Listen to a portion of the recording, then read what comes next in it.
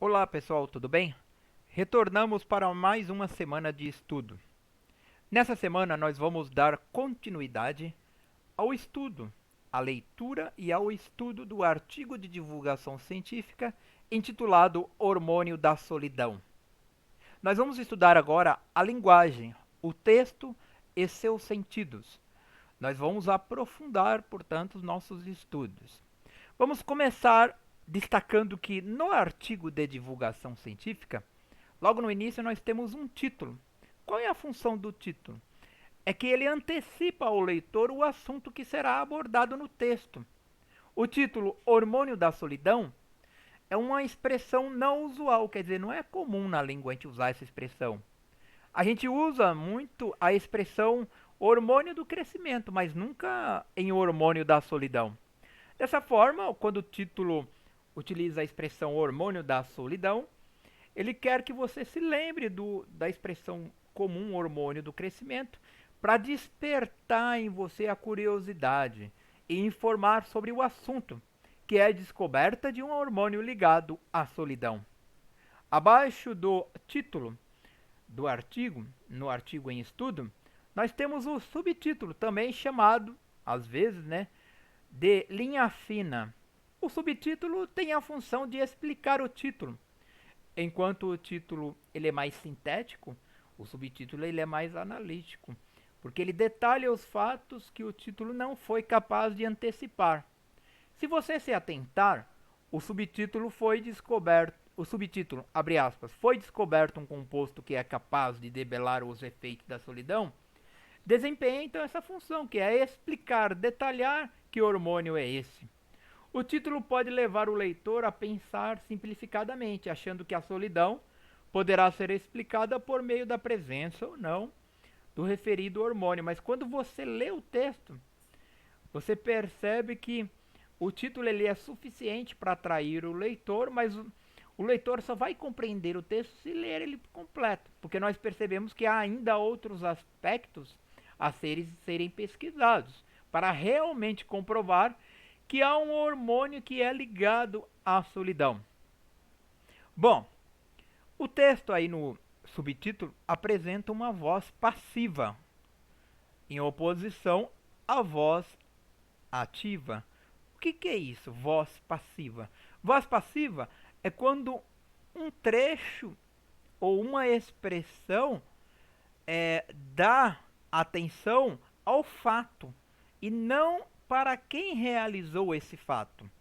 Então, na voz passiva, foi descoberto um composto, a, a prioridade está chamando a atenção do leitor para o fato. Qual é o fato? De que foi descoberto um composto, que é o hormônio. E não está dando atenção para quem descobriu o fato. Quem descobriu esse hormônio? Não está dando atenção. A, o subtítulo não está chamando atenção para isso, mas está chamando atenção para a descoberta, para o fato em si, ok? Então essa é a diferença de voz passiva e voz ativa. Voz passiva chama atenção para o fato em si. Voz ativa chama atenção para quem realizou esse fato. Continuando a nossa análise do texto. O texto também usa uma metáfora, a metáfora da punição. De acordo com o texto, ficar na solitária é uma punição pior do que estar preso. Porque nós somos animais sociais, isto é, vivemos em sociedade e gostamos de interagir entre pares. Então, é, o texto chama atenção para isso, que o ser humano é um ser que gosta de viver em sociedade e por gostar de viver em sociedade, as pessoas não querem ficar presas. É isso que o texto está destacando, tá? Vamos continuar aí falando sobre o texto em estudo. A referência que o texto faz ao encarceramento causa o efeito, quer dizer, efeito significa resultado, de que o leitor ele consegue imaginar de forma clara as consequências da solidão. Então a referência ao encarceramento, à prisão, é para que o leitor imagine as consequências da solidão. por meio da descrição de um fato que ele, o leitor, consegue imaginar com facilidade, porque é algo muito presente na sociedade, que é a prisão. O texto apresenta também expressões que indicam o tempo e lugar. Quais são essas expressões? Nas sociedades modernas, nas sociedades primitivas, hoje. Essas expressões servem para caracterizar a solidão nos seus diferentes momentos da vida em sociedade. Então, diferentes momentos da sociedade, da vida, por exemplo, na sociedade moderna ou na sociedade primitiva, a solidão teve um papel de destaque ou não. A gente já aprendeu lá no texto que na sociedade moderna a solidão ela é mais presente. O texto também apresenta estatísticas, apresenta dados. O que é isso? Dados são informações de forma numéricas sobre a incidência da solidão. Isso serve para reforçar a ideia de que ela é um fenômeno preocupante. Há também no texto trechos que expressam incertezas. Ora, professor, você pode me perguntar, mas não é um artigo científico e por que tem trechos que expressam incerteza? Vamos destacar um trecho aí, ó. Abre aspas. Abre aspas.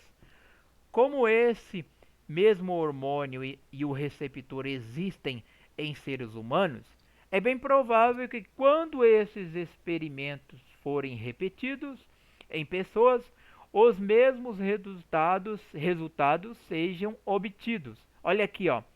É bem provável. É bem provável, é incerteza.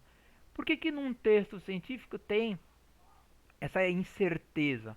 É para demonstrar que a ciência ela está em aprofundamento dos seus estudos, ela ainda está fazendo descoberta, então muitas coisas ela não pode afirmar ainda.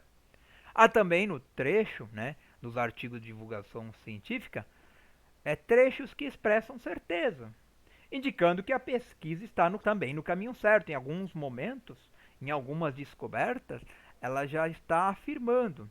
Abre aspas, vamos ler esse trecho. Que a solidão causa mudanças comportamentais. Ninguém duvida, ó, ninguém duvida, não há dúvida. Mas até agora o mecanismo que provoca essa transformação era desconhecido. Está lá no terceiro parágrafo. Bom, vamos falar um pouquinho sobre o efeito. Efeito significa resultado, de sentido da expressão que expressa a certeza. Por que tem expressão no artigo científico que indica certeza? É para transmitir a ideia de unanimidade, quer dizer que todos os cientistas concordam que a solidão ela causa mudanças de comportamento. Mas há também, né, no trecho, conforme eu já mencionei, presença de hipóteses, quer dizer possibilidades, não tanta certeza assim, no artigo de divulgação científica. O jornalista que escreveu o artigo, quando ele colocou ali as possibilidades, ele quer transmitir a ideia de que os cientistas ainda estão fazendo os experimentos como forma de ampliar e de chegar a novas conclusões. Portanto, foi isso, gente, que eu quis destacar do artigo de divulgação científica, da linguagem, do texto e dos sentidos. Espero que vocês entendam, tenham entendido o que eu expliquei. Façam todas as atividades propostas, as questões que eu coloquei aí, respondam por favor. Qualquer dúvida, pergunte para mim no WhatsApp, inclusive dúvidas de como acessar o Google Classroom, de como enviar as atividades. Não fiquem receosos de perguntar, tá bom? Façam as atividades e tenham boa semana. Obrigado.